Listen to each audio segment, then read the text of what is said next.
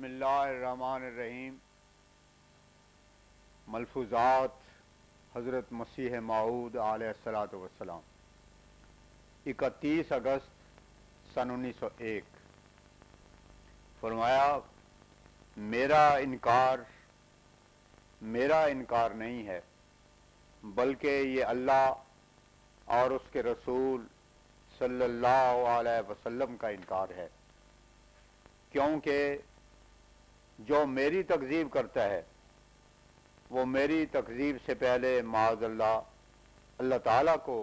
جھوٹا ٹھہرا لیتا ہے، جبکہ وہ دیکھتا ہے کہ اندرونی اور بیرونی فساد حد سے بڑے ہوئے ہیں، اور خدا تعالیٰ نے باوجود وعدہ انا نحن نزلنا الذکر و انا لہو لحافظون کے ان کی اصلاح کا کوئی انتظام نہیں کیا، جبکہ وہ اس امر پر بظاہر ایمان لاتا ہے کہ خدا تعالیٰ نے آیت استخلاف میں وعدہ کیا تھا کہ موسوی سلسلے کی طرح محمدی سلسلہ میں بھی خلفاء کا سلسلہ قائم کرے گا، مگر اس نے معاذ اللہ اس وعدے کو پورا نہیں کیا، اور اس وقت کوئی خلیفہ اس امت میں نہیں، اور نہ صرف یہاں تک ہی بلکہ اس بات سے بھی انکار کرنا پڑے گا کہ قرآن شریف نے جو حضرت صلی اللہ علیہ وسلم کو مسیح موسیٰ قرار دیا ہے یہ بھی صحیح نہیں ہے معاذ اللہ، کیونکہ اس سلسلے کی اتم مشابہت اور مماثلت کے لیے ضروری تھا کہ اس 14ویں صدی پر اسی امت میں سے ایک مسیح پیدا ہوتا، اسی طرح پر جیسے موسوی سلسلے میں 14ویں صدی پر ایک مسیح آیا، اور اسی طرح پر قرآن شریف کی اس آیت کو بھی جھٹلانا پڑے گا جو آخرین منہم لما یلاقو بہم میں ایک آنے والے آمدی بروز کی خبر دیتی ہے، اور اس طرح قرآن شریف کی بہت سی آیتیں ہیں جن کی تقسیم لازم آئے گی، بلکہ میں دعوے سے کہتا ہوں کہ الحمد سے لے کر والناس تک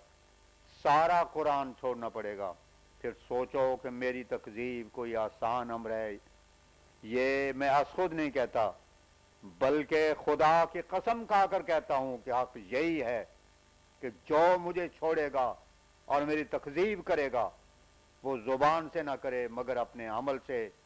اس نے سارے قرآن کی تکذیب کر دی اور خدا کو چھوڑ دیا۔ اس کی طرف میرے ایک الہام میں بھی اشارہ ہے، انت منی وانا منکا، بے شک میری تکذیب سے خدا کی تکذیب لازم آتی ہے، اور میرے اقرار سے خدا تعالیٰ کی تصدیق ہوتی اور اس کی ہستی پر قوی ایمان پیدا ہوتا ہے، اور پھر میری تکذیب نہیں، یہ رسول اللہ صلی اللہ علیہ وسلم کی تکذیب ہے۔ اب کوئی اس سے پہلے کہ میری تکذیب اور انکار کے لیے جرأت کرے، ذرا اپنے دل میں سوچے اور اس سے فتویٰ طلب کرے کہ وہ کس کی تکذیب کرتا ہے۔ رسول اللہ صلی اللہ علیہ وسلم کی کیوں تکذیب ہوتی ہے؟ اس طرح پر کہ آپ نے جو وعدہ کیا تھا کہ ہر صدی کے سر پر مجدد آئے گا وہ معاذ اللہ جھوٹا نکلا، پھر آپ نے امامکم منکم فرمایا تھا وہ بھی معاذ اللہ غلط ہوا ہے، اور آپ نے جو صلیبی فتنے کے وقت مسیح کے آنے کی بشارت دی تھی وہ بھی معاذ اللہ غلط نکلی، کیونکہ فتنہ تو موجود ہو گیا مگر وہ آنے والا امام نہ آیا۔ اب ان باتوں کو جب کوئی تسلیم کرے گا عملی طور پر، کیا وہ حضرت صلی اللہ علیہ وسلم کا مکذب ٹھہرے گا یا نہیں؟ بس پھر میں کھول کر کہتا ہوں کہ میری تکذیب آسان امر نہیں، مجھے کافر کہنے سے پہلے خود کافر بننا ہوگا، مجھے بے دین اور گمراہ کہنے میں دیر ہوگی مگر پہلے اپنی گمراہی اور روسیائی کو مان لینا پڑے گا، مجھے قرآن و حدیث کا چھوڑنے والا کہنے سے پہلے خود قرآن اور حدیث کو چھوڑ دینا پڑے گا، اور پھر بھی وہی چھوڑے گا۔ میں قرآن و حدیث کا مصدق و مصداق ہوں، میں گمراہ نہیں بلکہ مادی ہوں، میں کافر نہیں بلکہ انا اول المومنین کا مصداق صحیح ہوں، اور جو کچھ میں کہتا ہوں خدا نے مجھ پر ظاہر کیا کہ یہ سچ ہے۔ جس کو خدا پر یقین ہے، جو قرآن اور رسول اللہ صلی اللہ علیہ وسلم کو حق مانتا ہے، اس کے لیے یہی حجت کافی ہے کہ میرے منہ سے سن کر خاموش ہو جائے، لیکن جو دلیر اور بے باک ہے اس کا کیا علاج؟ خدا خود اس کو سمجھائے گا۔ اس لیے میں چاہتا ہوں کہ آپ خدا کے واسطے اس امر پر غور کریں اور اپنے دوستوں کو بھی وصیت کریں کہ وہ میرے معاملے میں جلدی سے کام نہ لیں، بلکہ نیک نیتی اور خالی و ذہن ہو کر سوچیں، اور پھر خدا تعالیٰ سے اپنی نمازوں میں دعائیں مانگیں کہ وہ ان پر حق کھول دے۔ اور میں یقین رکھتا ہوں کہ اگر انسان تعصب اور ضد سے پاک ہو کر حق کے اظہار کے لیے خدا تعالیٰ کی طرف توجہ کرے گا تو ایک چلہ نہ گزرے گا کہ اس پر حق کھل جائے گا، مگر بہت ہی کم لوگ ہیں جو ان شرائط کے ساتھ خدا تعالیٰ سے فیصلہ چاہتے ہیں، اور اس طرح پر اپنی کم سمجھی یا ضد و تعصب کی وجہ سے خدا کے ولی کا انکار کر کے ایمان سلب کرا لیتے ہیں، کیونکہ جب ولی پر ایمان نہ رہے تو ولی جو نبوت کے لیے بطور میخ کیا ہے اسے پھر نبوت کا انکار کرنا پڑتا ہے، اور نبی کے انکار سے خدا کا انکار ہوتا ہے، اور اس طرح پر بالکل ایمان سلب ہو جاتا ہے۔ فرمایا اس وقت ضروری ہے کہ خوب غور کر کے دیکھا جاوے کہ کیا عیسائی فطرہ نہیں ہے جو من کل عدب ینسلون الانبیاء آیت 97 کا مصداق ہو کر لاکھوں انسانوں کو گمراہ کر رہا ہے، اور مختلف طریق اس نے اپنی اشاعت کے رکھے ہیں۔ اب وقت ہے کہ اس سوال کا جواب دیا جاوے کہ اس فتنے کی اصلاح کرنے والے کا نام حضرت صلی اللہ علیہ وسلم نے کیا رکھا ہے۔ صلیب کا زور تو دن بدن بڑھ رہا ہے، اور ہر جگہ اس کی چھاونیاں قائم ہوتی جاتی ہیں، مختلف مشن قائم ہو کر دور دراز ملکوں اور اقطاع عالم میں پھیلتے جاتے ہیں۔ اس لیے اگر اور کوئی بھی ثبوت اور دلیل نہ ہوتی تب بھی طبی طور پر ہم کو ماننا پڑتا کہ اس وقت ایک مسئلے کی ضرورت ہے جو اس فساد کی آگ کو بجھائے، مگر خدا کا شکر ہے کہ اس نے ہم کو صرف ضروریات محسوسہ مشہودہ تک ہی نہیں رکھا، بلکہ اپنے رسول صلی اللہ علیہ وسلم کی عظمت و عزت کے اظہار کے لیے بہت سی پیشگوئیاں پہلے سے اس وقت کے لیے مقرر کر رکھی ہوئی ہیں، جن سے صاف پایا جاتا ہے کہ اس وقت ایک آنے والا مرد ہے، اور اس کا نام مسیح موعود، اور اس کا کام کسر صلیب ہے۔ اب اس ترتیب کے ساتھ ہر ایک سلیم الفطرت کو اتنا تو ماننا پڑے گا کہ بجوز اس تسلیم کے چارہ نہیں کہ کوئی مرد آسمانی آوے اور اس کا کام اس وقت کسر صلیب ہی ہونا چاہیے۔ لیکن غور طلب امر یہ ہے کہ یہ جو فرمایا گیا ہے کہ کسر صلیب مسیح موعود کا کام ہوگا، اس کا کیا مطلب ہے؟ کیا وہ لکڑی کے صلیب کو توڑے گا، اور اس سے فائدہ کیا ہوگا؟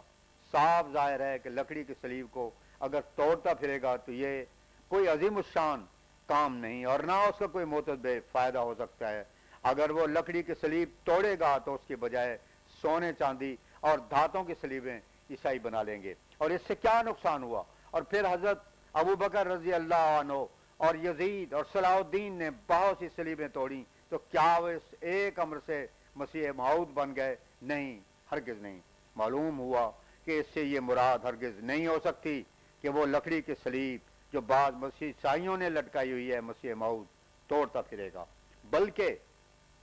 اس کے اندر ایک حقیقت ہے،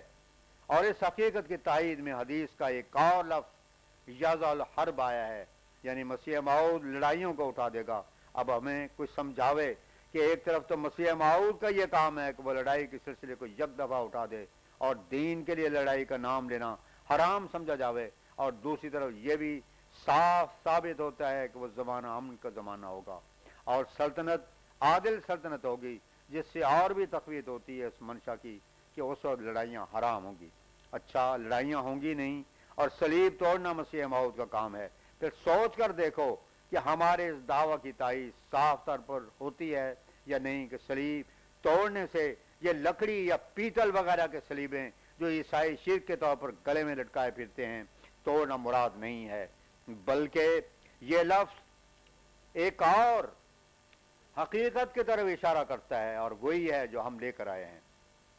ہم نے صاف طور پر اعلان کیا ہے کہ اس وقت جہاد حرام ہے، کیونکہ جیسے مسیح موعود کا وہ کام ہے، یضع الحربہ بھی اس کا کام ہے۔ اس کام کی رعایت سے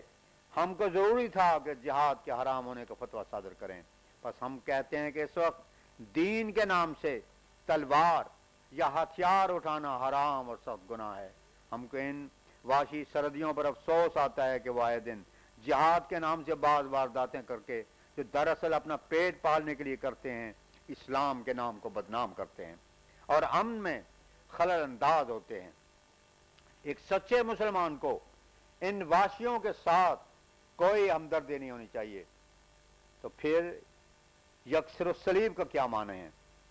توجہ سے سننا چاہیے کہ مسیح موعود کی بعثت کا وقت غلبہ صلیب کے وقت ٹھہرایا گیا ہے اور وہ صلیب کو توڑنے کے لیے آئے گا۔ اب مطلب صاف ہے کہ مسیح موعود کی آمد کی غرض عیسوی دین کے ابطال کلی ہوگا،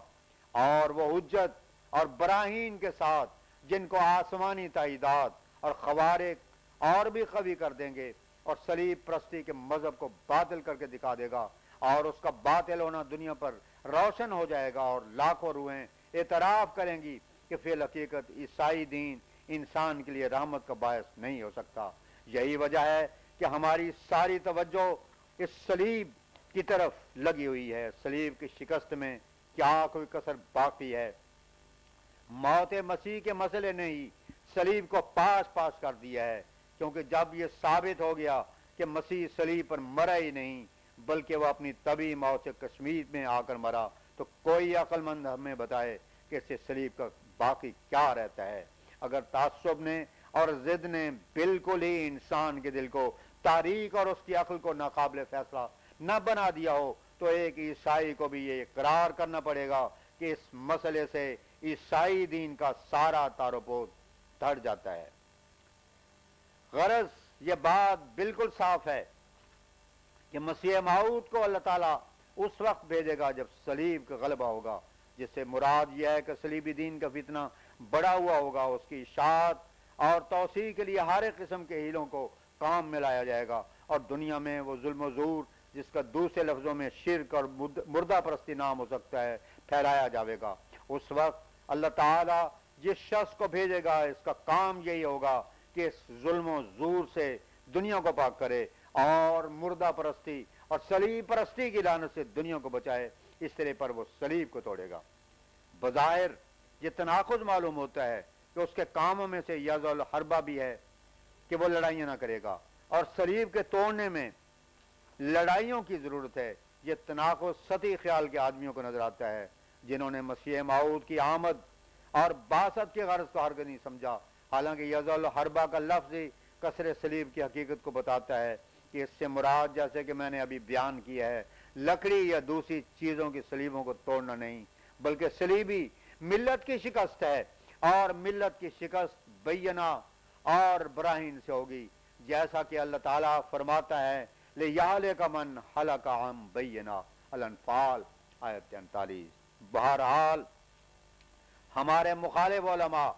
جو مخالفت میں اس قدر غلو کرتے ہیں، اگر ٹھنڈے دل سے اور خدا تعالیٰ کے حضور حاضر ہونے کا یقین رکھ کر ان باتوں کو سوچتے تو یقیناً ان کو اس کے سوا چارہ نہ ہوتا کہ وہ میرے پیچھے ہو لیتے۔ وہ دیکھتے کہ صدی کا سر آ گیا، بلکہ اس میں سے 19 سال گزرنے کو آ گئے ہیں، اور صدی پر مجدد کا آنا ضروری ہے، ورنہ اس سے رسول اللہ صلی اللہ علیہ وسلم کی تکذیب لازم آتی ہے۔